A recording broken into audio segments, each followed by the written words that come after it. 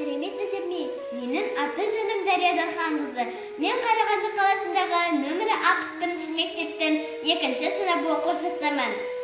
Абай қазақтың бас ақыны. Абай қазақ ұлттық әдебиетінің күре тамыры. Абай мұраларын дәріптеу, үйрену әр қазақтың парызы.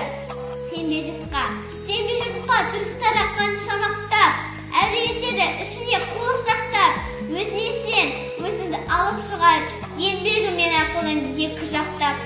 Өзіңді сенгіштікпен әуре етпе, сымартпа, мақтанба, қуып кетпе. Жұртпен бірге өзіңді қоса алдасып, салтылдатып сағын қуған бойына етпе. Қайғы келсе қарсы тұр, құлай берме. Қызық келсе қызықпа, оңқаққа ерме. Жүрегіне сүңгіде, түбін көзе, сонан тапқан шын асыл тастай көрме. Сондай-ақ Абай атамыздың ғылым білімге жетелейтін өлеңдері де жетерлік. Ғылым таппай мақтанба,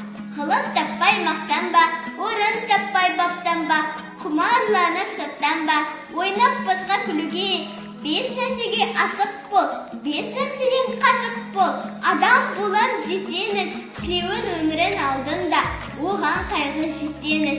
Өтірік өсек мақтаншақ, еріншек бекер мал шашпақ. 5 тұспанын білсеңіз, талап еңбек терең ой, қанағат рақым ойлап қой, 5 асылыз көнсеңіз. Абай атамыздың табиғат туралы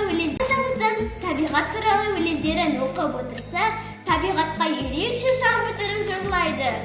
Қыз денелі, ақ киімді денелі, ақ сақалды, соқыр мылқау, танымас тірі жанды. Үсті басы ақ қырау, түсі суық, басқан жері сақырлап келіп қалды.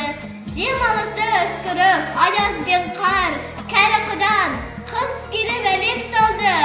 Ұшқыдай бір күн киген оқшыр айтып, аяз бенен қызарып, ажарланды. Бұлттай қарсы жауып екі көзі,